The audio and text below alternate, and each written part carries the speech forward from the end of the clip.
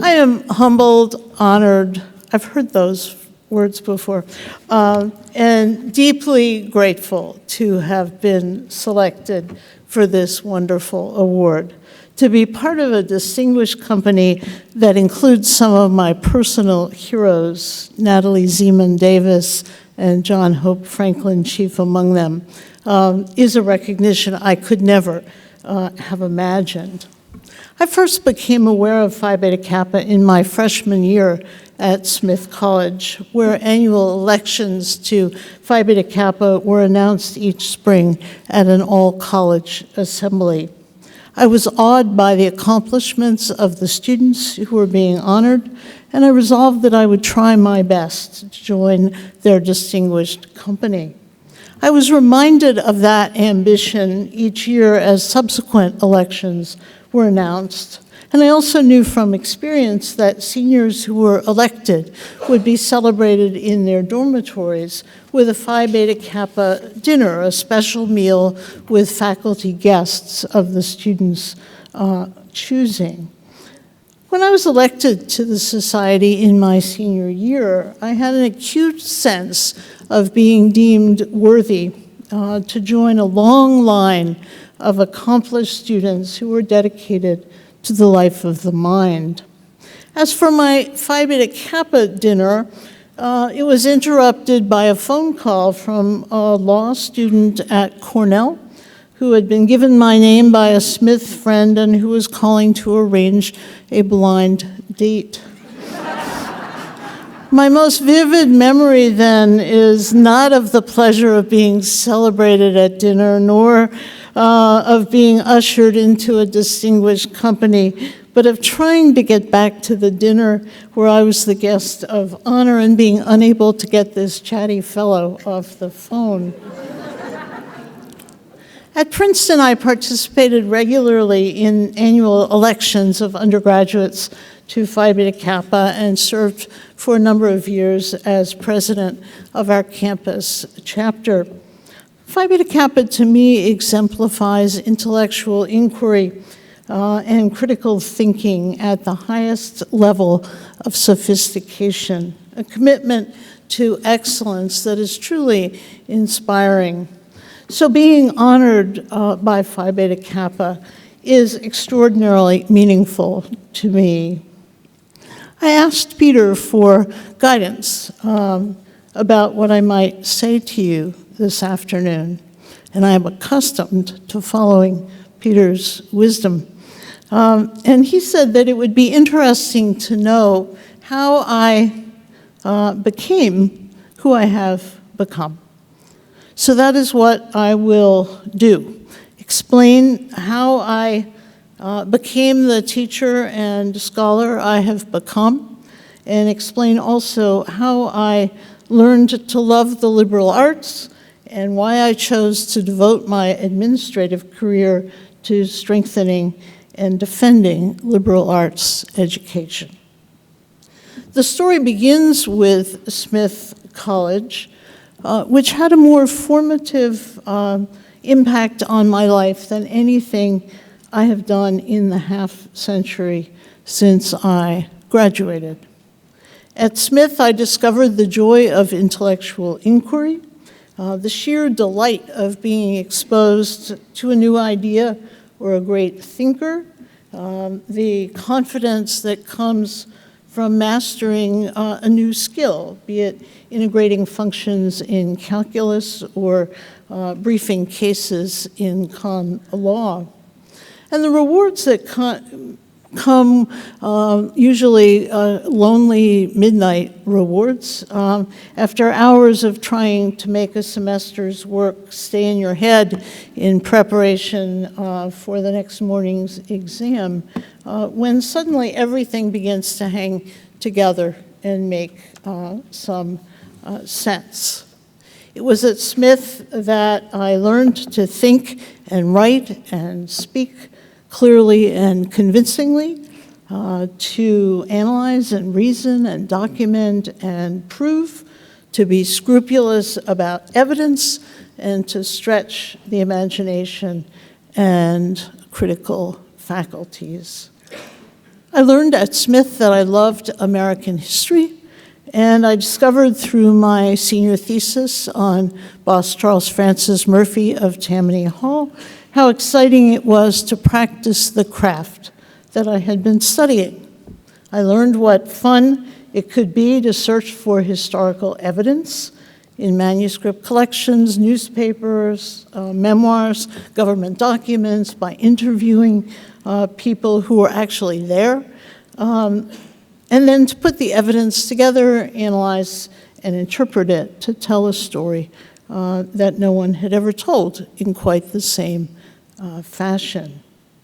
I learned by the example of my professors what it took to be a good teacher. Intellectual qualities, of course, clarity, coherence, insight, vision.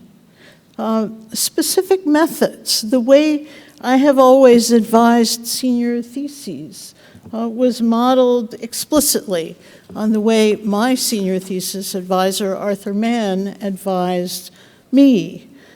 Equally important, I learned about the human qualities of a good teacher, the importance of accessibility outside the classroom, the need to be open to helping students think through human as well as intellectual problems, the significance of little touches like inviting one's classes over for dinner at the end of the semester. I learned what it meant to be part of an intellectual community where women were the principal focus. Members of the faculty were there because they wanted to teach us.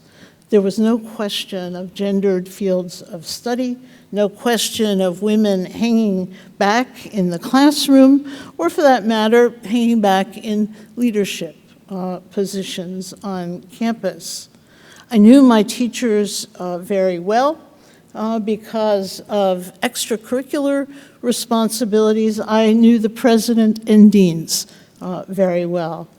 And I came to know accomplished alumni who modeled lives very different from the examples I had in my own family.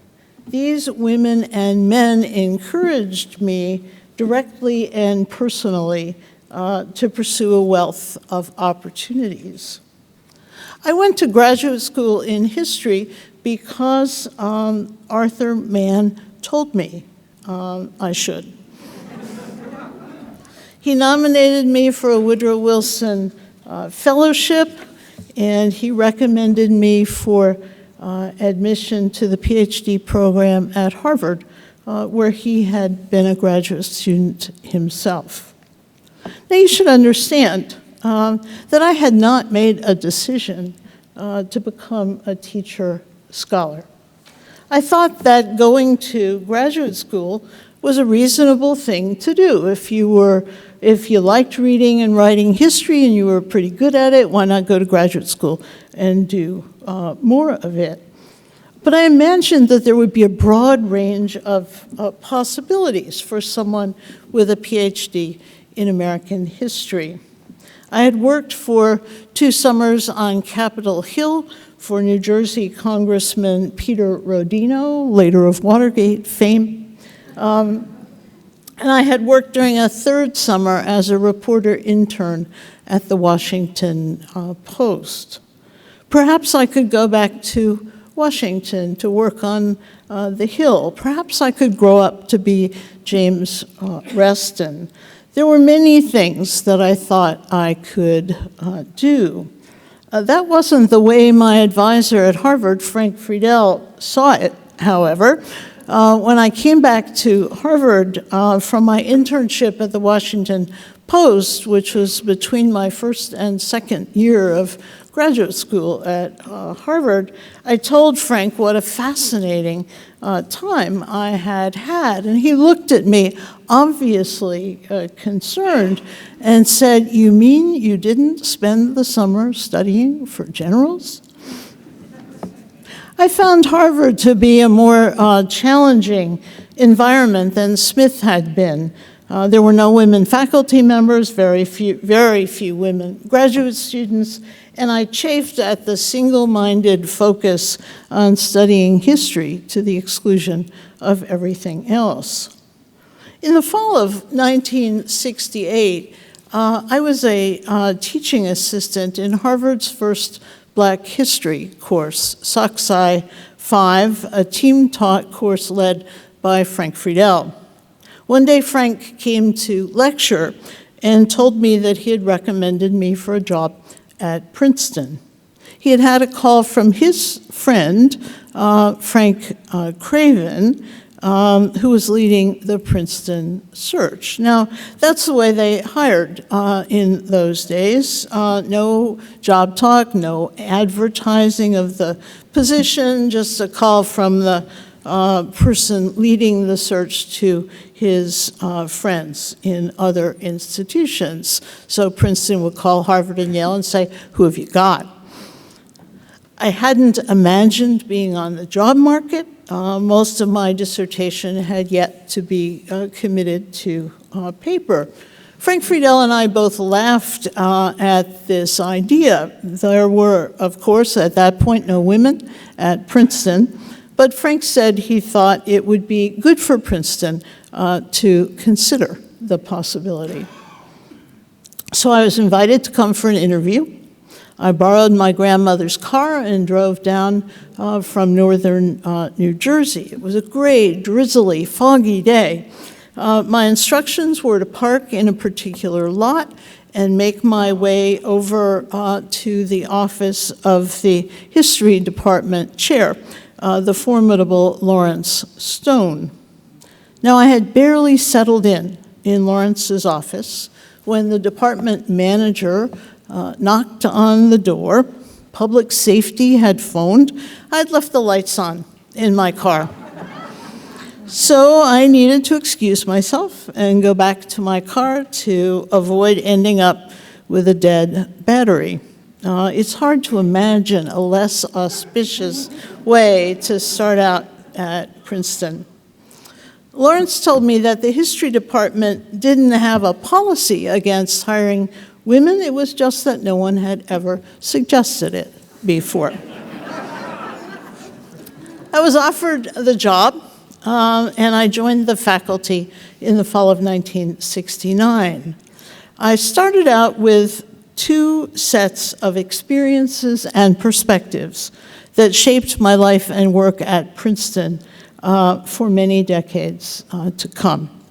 One had to do with who I was. By virtue of being one of only 3 women in the professorial ranks in the university in 1969, I was asked to participate in all sorts of things that gave me an early experience with the way the university worked.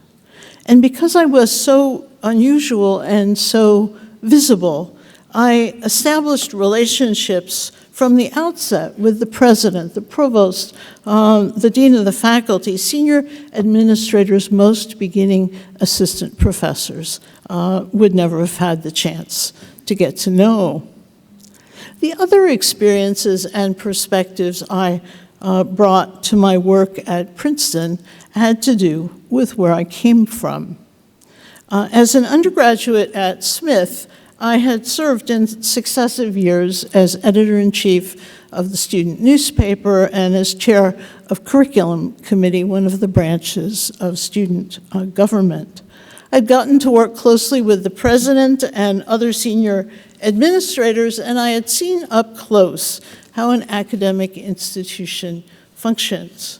I learned the satisfactions of playing some small role in that functioning. And from those experiences came the instinct I brought with me to Princeton. If I was going to be part of a community, I ought to do what I could to help make that community work. I've always been the kind of academic who enjoys running committees. I confess I even like writing memos.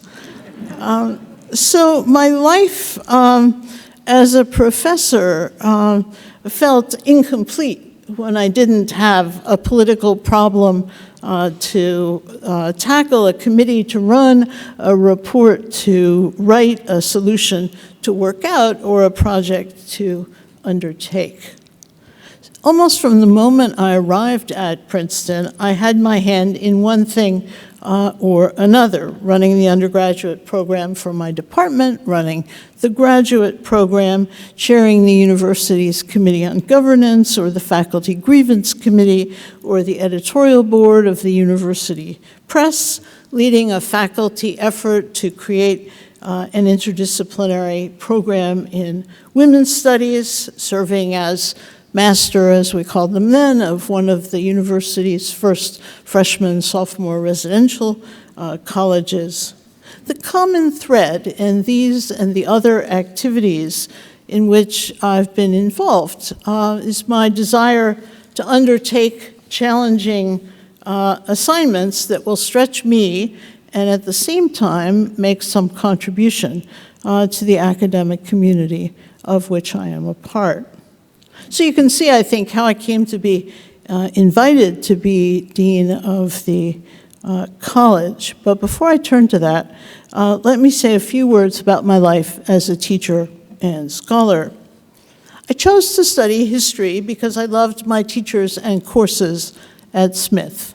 I had gone to college thinking that I would major in mathematics, but differential equations demonstrated to me that I ought to think otherwise.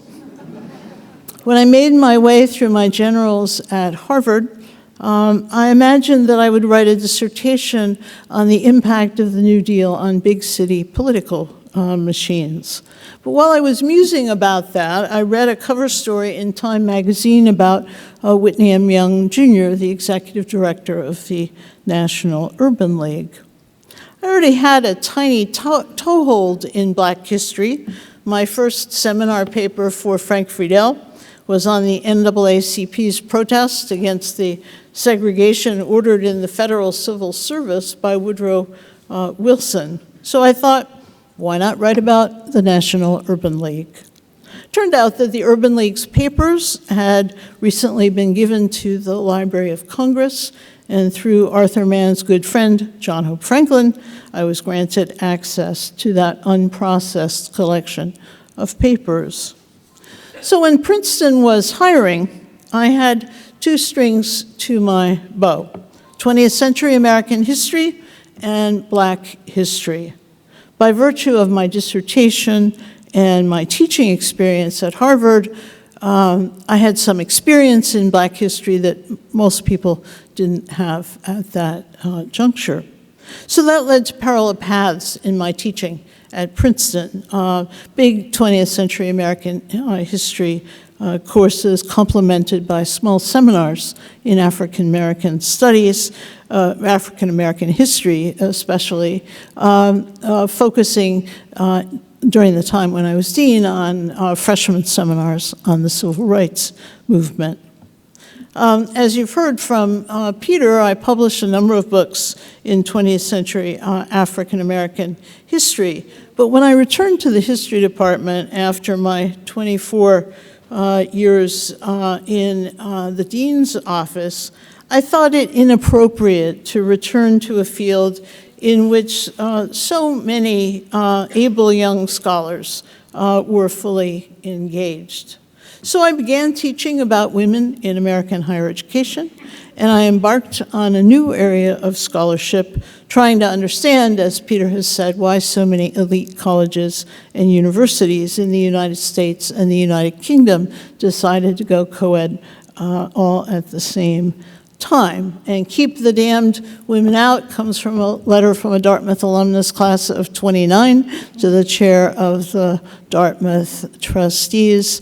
For God's sake, for Dartmouth's sake, and for everyone's sake, keep the damned women out.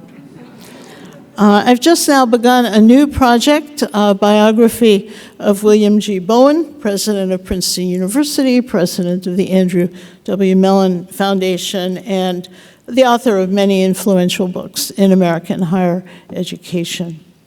Let me conclude with just a few words about my tenure as dean of the college at Princeton and what it has to do with strengthening and defending liberal arts education. I had the privilege of holding the portfolio for undergraduate education at a world-class research university that cares more about undergraduate education than any university in the world. I had the luxury of starting with a first-rate educational program, a program where nothing was broken, and thinking with members of the faculty, fellow administrators, and students about ways of making that educational program even stronger. What could be more fun? And we were lucky enough at various points to have some resources to invest in new initiatives, including a freshman writing program, a greatly expanded freshman seminar program, special intensive interdisciplinary course sequences, new general education requirements, a center for teaching and learning, study abroad and international internships, a bridge year program to provide a year of international service before students matriculate at Princeton, and the no-loan financial aid policy. Our mantra at every stage was to encourage students to study what they loved, to follow their intellectual passions. We told them to resist choosing majors because of an apparent link to future careers. We told them again and again and again that the purpose of a liberal arts education is to stretch the mind and challenge the imagination, to teach students to think and reason and analyze and document and prove, to cast a critical eye on conventional wisdom, to make sense of evidence, to read a text with care and critical insight, to conceptualize and solve problems, to express themselves clearly and convincingly on paper and in oral exchange. And we told them and their parents that those things can be accomplished in all fields of study, whether they are obviously practical or whether their relevance is more obscure. I continue to believe strongly that we need to find ways to resist the current view that starting salaries after graduation should determine the value one attaches to a field of intellectual inquiry.